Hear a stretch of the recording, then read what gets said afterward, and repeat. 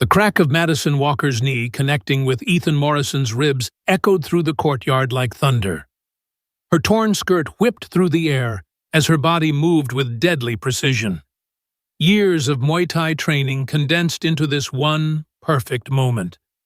The 6'2", 200-pound football star's eyes went wide with shock as he lifted off the ground, his body folding around her knee like paper before crashing onto the concrete. "Stay down," Madison said, her voice steady despite the adrenaline coursing through her veins. Blood trickled from her split lip, but she didn't wipe it away. She wanted them to see it. All of them. The crowd of students stood frozen, phones out, recording everything. Someone whispered, "Did she just—" "Yeah," another voice answered. "She did." But to understand how Madison Walker, the quiet girl who read martial arts books during lunch, ended up destroying Oakwood High's star quarterback in front of half the school, we need to go back 6 hours. Back to when she thought this would be just another day of survival. Madison's alarm buzzed at 6:30 that morning. She lay in bed for a moment, fingers unconsciously tracing the thin scar on her left forearm. 5 years old now, but still a reminder. Still a promise she'd made to herself. The morning routine was automatic. Shower, dress. She chose her outfit carefully, not because she cared about fashion, but because she'd learned that certain clothes attracted less attention. Today, knee-length blue skirt, conservative white blouse, cardigan, invisible armor, in the kitchen. Her mother was already making breakfast, dark circles under her eyes from another double shift at the hospital. "Morning, honey," her mom said, not looking up from the eggs. "Sleep okay?" "Fine." Madison lied. The nightmares had been bad again, but her mom had enough to worry about. She sat down, picked at her food. Her gym bag sat by the door, packed with her training gear. Tuesday meant evening sessions at Samuel's dojo, the only thing that kept her sane. "Remember," her mother said, finally looking at her, "violence is never the answer." Madison met her mother's eyes. What if it's the only language they understand? The silence stretched between them. Her mother's face tightened, but she didn't answer. She never did when Madison asked that question. Maybe because deep down, she knew Madison was right. "Just try to have a good day, okay?" Madison grabbed her bags. "I always try." "Mom." Across town, in a house that cost more than Madison's family made in 5 years. Ethan Morrison was having a very different morning. The sound of ESPN blared from the living room where his father, Captain Morrison, retired, though he never let anyone forget his rank, was already 3 beers deep despite the early hour. "You see that hit?" his father yelled at the TV. "That's how a real man tackles. Not like the pussy shit you pulled last Friday." Ethan ate his protein shake and eggs in silence, jaw clenched. Last Friday, he'd made 6 tackles and thrown 2 touchdown passes. They'd won 35-7. But it was never enough. Nothing was ever enough. His phone buzzed. "Marcus, yo bro, let's mess with some freshmen today. Teaching respect, you know."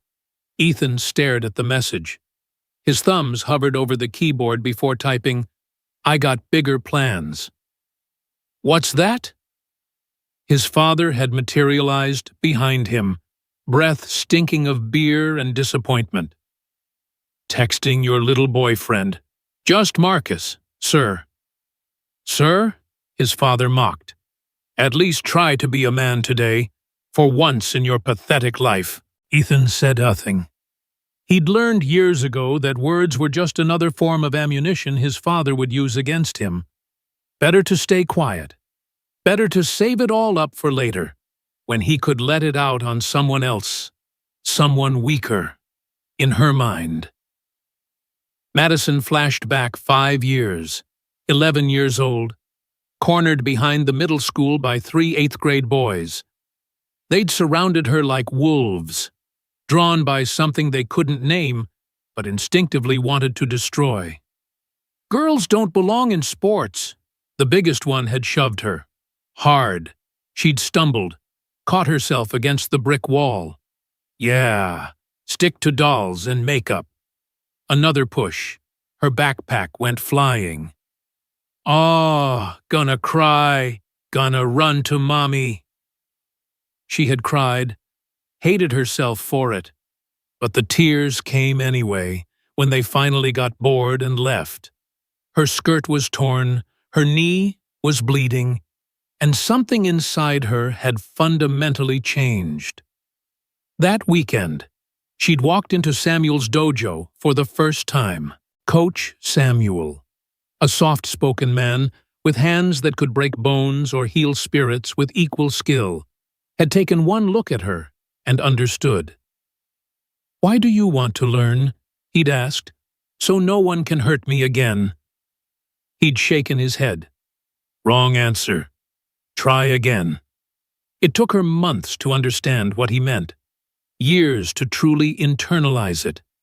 The bruises came first, then the blood. Her knuckles split and healed and split again. Her shins turned to iron. Her mind became steel. "Pain is temporary," Coach Samuel would say as she struggled through another grueling session. "Surrender is forever." Now, walking through Oakwood High's front doors, Madison carried those lessons in her muscle memory. She kept her head down but her awareness up, cataloging threats and exits automatically. First period was English. Usually safe. Usually. She made it to her seat without incident, pulled out her book. Around her, other students chatted and laughed. Living in a different world. A safer world. Must be nice. "Nice skirt, Walker." The voice hit her like ice water. Ethan Morrison dropped into the seat behind her, his presence filling the space like a toxic cloud. She didn't turn around. "I said, nice skirt." A wadded paper ball hit the back of her head. "Shame it's on such an ugly bitch." A few students laughed nervously. Most looked away. The teacher, Mrs. Peterson, was conveniently focused on writing on the board. Though Madison knew she'd heard every word, Madison's hands stayed steady on her book, but underneath the desk. Her legs tensed. Muscle memory wanted to spin, to strike, to end this now. But Coach Samuel's voice echoed, "Control, always control." A true warrior chooses the battlefield. The paper balls kept coming, each one a small humiliation, each one adding to the reservoir of rage she kept carefully contained. Tyler Brooks, Ethan's teammate, sat to her left.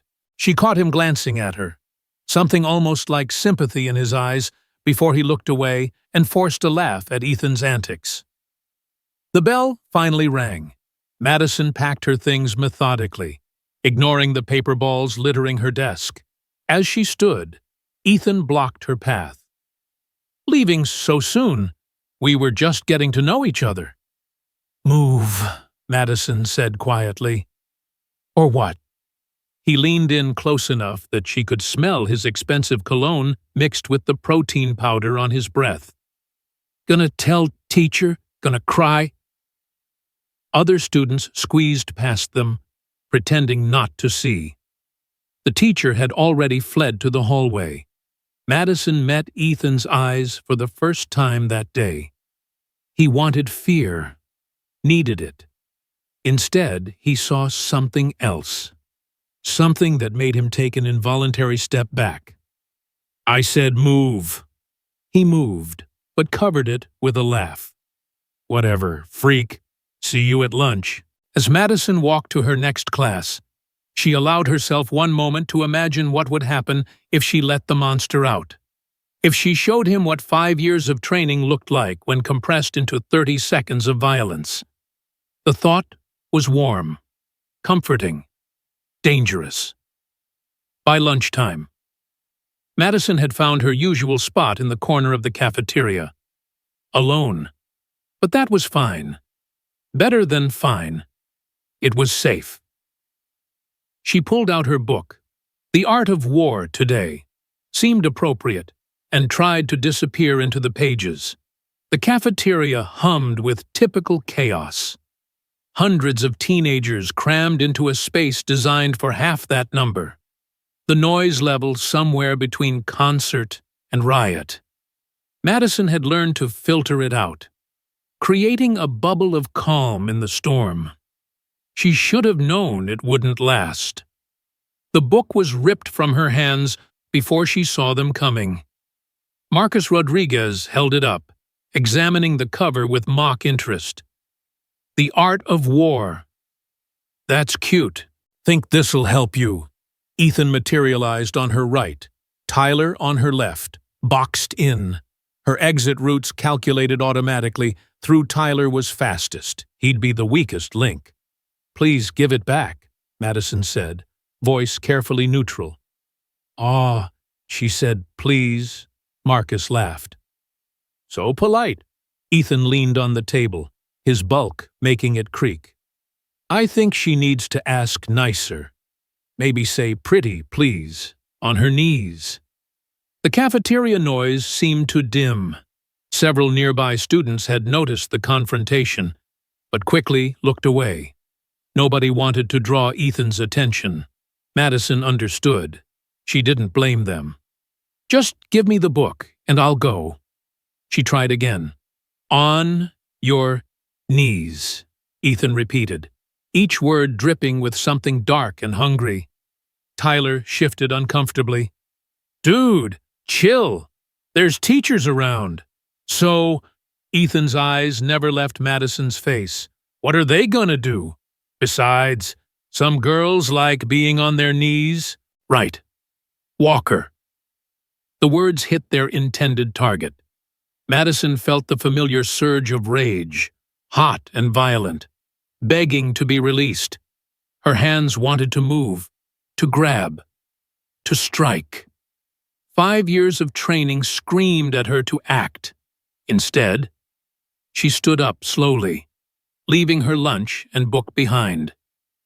Keep it, she said, and started walking away. Hey, I didn't say you could leave. Ethan's voice cracked with frustration. This wasn't how it was supposed to go. She was supposed to beg, or cry, or fight back stupidly so he could claim self-defense. Not this, not walking away with dignity intact. Madison kept walking. Behind her, she heard Marcus say, Forget it, bro. We'll get her later. No, Ethan snarled. This bitch needs to learn respect. Madison made it to the bathroom before the shaking started. Not fear. She'd moved past fear years ago. This was pure adrenaline. Her body preparing for violence that her mind wouldn't let it commit. She gripped the sink, staring at her reflection. Control, she whispered. Always control. 7th period meant PE. And Madison's heart sank when she saw the activity board. Co-ed volleyball. Of course. All right. Everyone, Coach Williams boomed. Random team assignments today, Morrison. You're captain of Team A, Chen. You've got Team B. The picks went predictably. Ethan chose his football buddies first. Then some basketball players, when it came time for the mandatory girls' selections. His eyes found Madison with predatory glee. Walker, he called out. You're with us. She could have begged off, claimed cramps or forgotten gym clothes, but that would be admitting defeat. Instead, she joined Team A, surrounded by boys who towered over her 5'5" frame. Hope you can keep up, Marcus sneered. The game started normally enough. Madison stayed in the back row, content to bump the occasional ball that came her way. But Ethan had other plans. The setup was obvious to anyone paying attention. Tyler bumped the ball high, right to Ethan at the net. Madison saw him tracking her position, saw the calculation in his eyes. She could move. But that would give him satisfaction. The spike came down like a hammer, aimed directly at her face. At the last second, she got her hands up, but the ball's force was brutal. It ricocheted off her attempted block and caught her full in the face. The impact sent her stumbling backward. Warm liquid flowed from her nose, dripping onto the gym floor. Oops! Ethan's laughter was sharp and ugly. Guess girls really can't handle sports. Coach Williams jogged over, but his concern was perfunctory. You all right? Walker. Just a little nosebleed. Walk it off. Get cleaned up, Morrison. Be more careful with your spikes. Yes, Coach, Ethan said with false sincerity. Total accident. In the locker room, Madison stared at her reflection again. Blood had dripped onto her white gym shirt, creating abstract patterns. She tilted her head back, applying pressure like Coach Samuel had taught her after countless bloody noses in training. The memory came unbidden. Her 3rd month at the dojo, sparring with an older student who didn't believe in going easy on the new girl. She'd taken a knee to the face, blood everywhere. Coach Samuel had calmly shown her how to stop the bleeding, then asked if she wanted to continue. I can't, she'd said. It hurts too much. Pain is information, he'd replied. It tells you you're alive, tells you what to protect. But pain is also temporary. What matters is what you do with it. What do you mean? Channel it. Store it. Pain can become power, but only if you don't let it control you. She'd gone back out and finished the sparring session, lost badly, but finished. That night, Coach Samuel had pulled her aside. You have warrior spirit, he'd said. But spirit without wisdom is just violence. I'll teach you both, but you must promise me something. What? Use what I teach you only when there's no other choice. The strongest warriors are those who choose not to fight. Now, cleaning blood from her face in a dingy school bathroom, Madison wondered if that choice was about to be taken from her. The final bell couldn't come fast enough. Madison had almost made it to the parking lot when she heard the sound that made her stomach drop, a girl crying, behind the auxiliary gym, in the spot everyone knew had no security cameras. Ethan and his crew had cornered a freshman. She was tiny, maybe 14, wearing a skirt that had probably looked cute and appropriate when she put it on that morning, but now seemed like a target painted on her back. Another short skirt, Marcus was saying. Must run in this school. All you girls are just asking for attention. The girl tried to sidestep them, but Tyler blocked her path. He looked uncomfortable, but didn't move. Please, I just want to go home, she whimpered. Hear that? Ethan moved closer. She wants to go home, but we're not done talking about appropriate dress codes. Are we? Madison dropped her backpack. The sound made all 4 heads turn.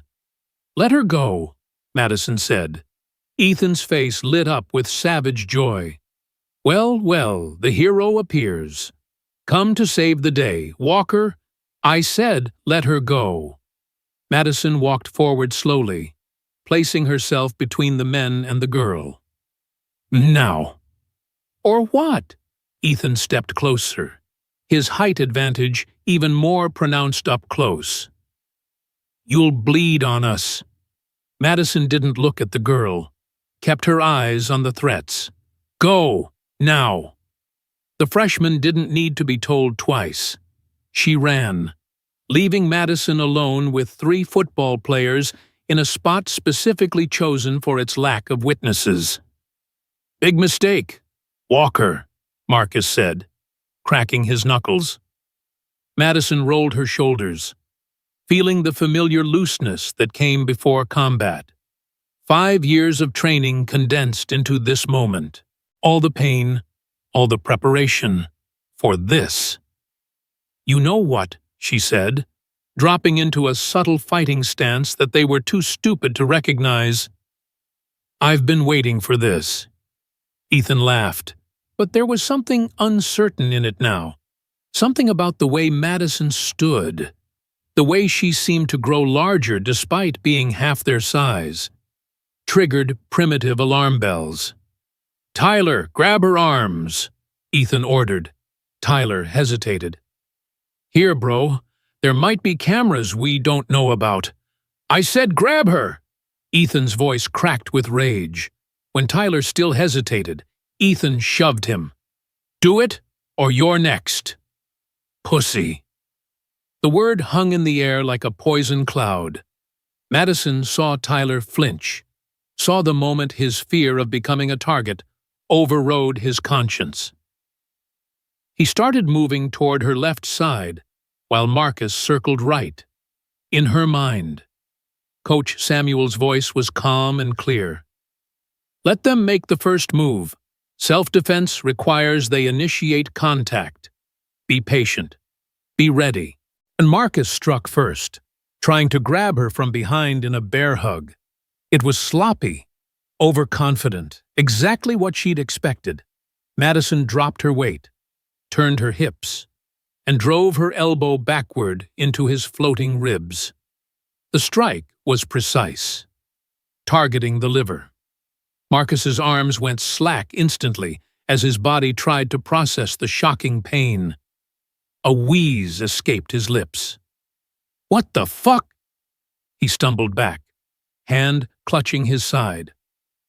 "Hold her properly, idiot!" Ethan screamed, his face turning red. But Madison had already reset. Hands up now, no longer hiding what she was. Tyler had frozen, caught between orders and the sudden realization that Madison Walker wasn't prey after all. She was the predator, and they had just walked into her hunting ground. "She knows how to fight," Tyler said, stating the obvious as he backed away from Madison's guard position. His voice cracked with the kind of fear that comes from realizing you've badly miscalculated. Ethan's face twisted with rage. "She got lucky. Marcus, stop being a pussy and grab her." Marcus was still bent over, trying to breathe through the liver shot. She hit me like a dude, because I train like one," Madison said, keeping her voice calm while tracking both threats. 5 years of Muay Thai, 6 days a week. So before you do something stupid, ask yourself, is this really worth it? The smart play would have been to walk away, to take the warning and leave with their pride bruised but their bodies intact. But Madison knew they wouldn't, couldn't. Not with years of toxic masculinity and unchecked privilege flowing through their veins like poison. "Behind the gym," Ethan snarled. "Now, no cameras there for sure." "I know," Madison said. "Why do you think I came here?" The words hung in the air for a moment before their meaning sank in. She had led them here, planned this. The hunter becoming the hunted. Except the roles had never been what they seemed. They moved as a group to the more isolated spot, Madison walking calmly while the 3 boys tried to project menace despite their growing uncertainty. The space behind the gym was perfect, enclosed enough for privacy, but open enough for movement. Madison had scouted it weeks ago, knowing this day would eventually come. "You know what your problem is, Ethan," Madison said as they formed a loose circle around her. "Shut up." He reached into his pocket and pulled out scissors, school scissors, stolen from art class, but sharp enough. "Tyler, Marcus, hold her arms. We're gonna teach this bitch a lesson about respect." Madison's breathing changed. Dropping into the rhythm Coach Samuel had drilled into her through thousands of hours of practice. In through the nose, out through the mouth. Calm the mind. Ready the body. "Your daddy never loved you." "Did he?" The words hit Ethan like a physical blow.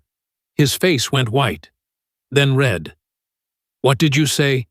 "Captain Morrison, dishonorably discharged for excessive force. Beats his wife, beats his son, and now his son beats others, because it's the only way he knows to feel powerful." "Shut up," Ethan charged, scissors leading, time slowed. Madison had drilled this scenario hundreds of times. Armed attacker, linear rush, emotional and sloppy. Her body moved without conscious thought. Sidestep, control the wrist, strip the weapon. The scissors clattered across the concrete as she used his momentum to send him stumbling past. "Just like I thought," she said, kicking the scissors away. "All anger, no control, just like Daddy." Ethan retrieved the scissors while screaming at Marcus. "Hold her, now." This time Marcus approached more carefully, but carefully wasn't enough. He managed to grab her from behind, pinning her arms to her sides. For a moment, Madison let him think he'd won. "Got her!" Marcus shouted triumphantly. Ethan approached with the scissors, his smile ugly and triumphant. "Let's see what you're hiding under that skirt." He knelt down and started cutting from the hem upward. The sound of fabric tearing filled the air. Madison felt the cold metal against her leg, felt the skirt separating, but her breathing never changed, if anything. She seemed to relax into Marcus's grip. "Bro, this is sexual assault," Tyler said, his voice high with panic. "This is too far." "Shut up or you're next, pussy!" Ethan screamed without looking up. "Your dad will hear about what a little bitch you are, how you couldn't even help hold down one girl." The skirt tore to mid-thigh. Ethan stood up, admiring his work. "There, now everyone will know what kind of slut you really are." Madison turned her head slightly, just enough to look back at Marcus. "Thank you," she whispered. "What?" His confusion loosened his grip for just a moment. "For giving me legal reason." The headbutt came without warning. Madison snapped her head backward with violent precision, catching Marcus square in the nose. The crunch of cartilage was audible, followed immediately by his scream as blood exploded from his face. His arms released her instantly as both hands went to his destroyed nose. Madison spun into her fighting stance, torn skirt fluttering. "You broke my nose!" Marcus wailed through his hands, blood streaming between his fingers. "You crazy bitch broke my nose?" "That's just the beginning," Madison said calmly. Marcus charged blind with rage and pain. It was exactly what she'd expected. The teep kick, a straight push kick to the chest, was one of the first techniques Coach Samuel had taught her. Your longest weapon against the closest target. Her foot connected with his solar plexus, and 200 pounds of football player flew backward into the brick wall. He hit hard and slid down, gasping like a fish out of water. "Holy shit," Tyler breathed, backing away. "Holy fucking shit." Ethan looked at his two downed friends, then at Madison. For the first time in his life, he was facing someone he couldn't intimidate, couldn't overpower with size alone. His hands shook around the scissors. "Lucky shots," he said, but his voice lacked conviction. "I'm twice your size. I'll destroy you." Madison shifted her stance slightly. "Your dad tell you size matters must be compensation for something." The insult hit its mark. Ethan charged again, dropping the scissors to throw a wild haymaker. Textbook untrained fighter, all power, no technique. Madison slipped inside the arc of his punch and established the clinch, her arms wrapping around his neck and head in the plum position. "He hit you, didn't he?" she said softly, almost gently, as she controlled his posture. "When you were small, when you couldn't fight back." "Shut up." Ethan tried to muscle out of the clinch, but she'd been drilling this position since she was 12. Her hips shifted, and the first knee drove into his liver. His eyes bulged as his body registered the trauma. The liver shot is unique in combat sports. It doesn't knock you out, but the pain is so overwhelming that your body simply refuses to continue. "Made you feel weak," Madison continued, pulling his head down as her knee rose again, this time to the solar plexus. "Worthless, like you were nothing." The air exploded from Ethan's lungs. His legs wobbled. "So you do it to others." She stepped back slightly, measuring the distance, "because hurting people smaller than you is the only way you can feel strong." The final knee was picture perfect, rising straight up as she pulled his head down, catching him flush on the chin. His head snapped back, eyes rolling white. For a moment, Ethan Morrison hung in the air like a basketball player at the peak of a jump. Then gravity took over. 200 pounds of quarterback hit the concrete, with a sound like raw meat dropping. He lay there, semi-conscious, groaning. Madison stood over him, her torn skirt fluttering in the breeze, blood still on her lip from earlier. "How does it feel? Being powerless, being humiliated by someone smaller than you." You can't do this," Marcus whimpered from his spot against the wall, still trying to stem the flow of blood from his nose. "You're just a girl." "Exactly." Madison turned to face him. "A girl half your size just destroyed both of you. What does that say about your whole world view?" "This is evidence of assault," Tyler said quietly. They all turned to see him holding up his phone. He'd been recording the whole thing. "Tyler," Marcus tried to shout but choked on his own blood. "Turn that off. Delete it." "No." Tyler's hands were steady now, his fear replaced by something else. "Everyone needs to see this. Needs to see what we really are. What I've been letting happen." A crowd was forming now, students who'd heard the commotion, teachers finally responding to reports of a fight. They pushed through to find a scene none of them had expected. Madison Walker, the quiet girl who read books at lunch, standing victorious over two of the school's most feared bullies. "What is going on here?" Principal Coleman pushed through the crowd, his face pale as he took in the scene. "She attacked us." Marcus pointed a bloody finger at Madison. "Out of nowhere, we were just talking, and she went crazy." Tyler stepped forward. "That's a lie." He held up his phone. "I have the whole thing on video. They cornered her. Ethan cut her skirt with scissors. She defended herself." The principal looked at the evidence, his face growing paler. This wasn't some minor scuffle he could sweep under the rug. This was sexual assault, filmed and witnessed. This should have been reported to me," he stammered. Madison laughed, but there was no humor in it. "Reported?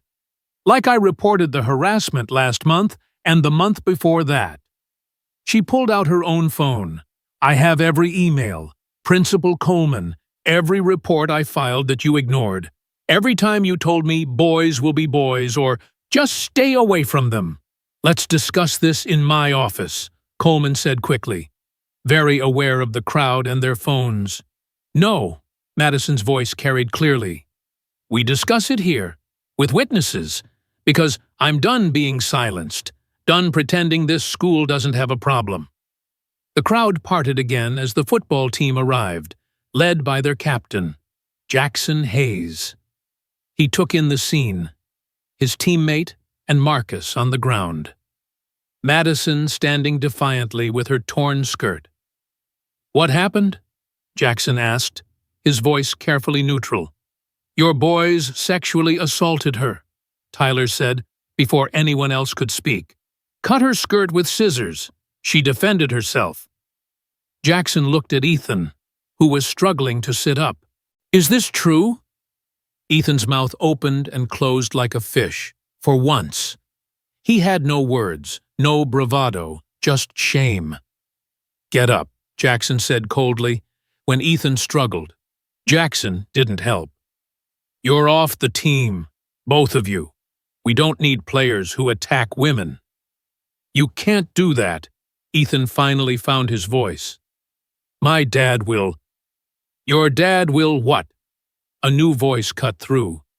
Everyone turned to see Captain Morrison pushing through the crowd, his face already red with rage. He took in the scene, his son on the ground, defeated by a girl half his size. "You let a girl do this to you." The disappointment in his voice was like acid. "What kind of man are you?" For the first time in his life, Ethan Morrison looked at his father with something other than fear. "The kind you made," he said quietly. Then louder, "The kind you made, Dad. The kind who only knows how to hurt people smaller than him because that's all you ever taught me." The words hung in the air like an accusation. Captain Morrison's face went from red to purple. He took a step toward his son, fist raised, and everyone saw it, the moment where the cycle would continue or break. "Touch him, and I'll put you down too," Madison said quietly. Captain Morrison turned on her, and for a moment, violence crackled in the air like electricity. Then he saw something in Madison's eyes, not fear, not anger, just absolute certainty. He'd seen that look before, in combat veterans who'd been pushed past their breaking point and come out the other side changed. His fist unclenched. The sound of sirens broke the standoff. Someone had called for ambulances. As EMTs checked on Ethan and Marcus, police officers began taking statements. Madison's mother arrived, her face a mixture of horror and pride as she took in her daughter's torn skirt and bloody lip. "You fought back," she said softly. "I fought back." Madison confirmed. Coach Samuel appeared at her side, having been called by another student. He looked at the scene, at Madison's stance and the two boys being loaded onto gurneys, and nodded once. "Clean technique?" he asked. "Clean technique," Madison confirmed, "only what was necessary." "She did what I taught her," Samuel told Madison's mother. "Violence as an absolute last resort. She tried to walk away. They wouldn't let her." The next hours blurred together. Police statements, medical checks, parents arriving in various states of shock and anger. Through it all, Madison remained calm, recounting events clearly and without emotion. Tyler's video spread like wildfire. Within hours, "She need back" was trending. The footage was clear. The assault, the self-defense, the skill with which Madison had neutralized two larger attackers. By morning, news crews were camped outside the school. Madison found herself in the surreal position of being interviewed on national television. "What would you say to other girls facing similar situations?" the reporter asked. Madison looked directly into the camera. "Learn self-defense, not to hurt others, but so others can't hurt you. The goal isn't violence, it's the ability to prevent violence against yourself." The impact was immediate and far-reaching. Martial arts schools reported a surge in female enrollment. Schools across the country began examining their anti-bullying policies. Real conversations about toxic masculinity and cycles of abuse started happening in places where they'd been taboo before. But the most unexpected moment came a week later. Madison was at the dojo, working through forms, when someone entered. She turned to find Ethan Morrison standing in the doorway. His bruises faded to yellow and green. Can I talk to you?" His voice was small, uncertain.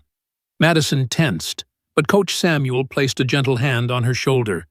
"Hear him out," he said quietly. Ethan approached slowly, like someone approaching a wild animal. "I wanted to apologize. Not because my parents are making me. Not because of the lawsuit, because you were right." Madison said nothing, waiting. "My dad," Ethan continued, his voice cracking. "He's getting help. Anger management. Mom threatened to leave if he didn't. And I'm seeing someone too. A therapist. To deal with everything." "Why are you telling me this?" Madison asked. "Because I want to learn," Ethan said. "The right way. Not to hurt people, but to be better, to break the cycle." Coach Samuel stepped forward. "Redemption begins with admission," he said.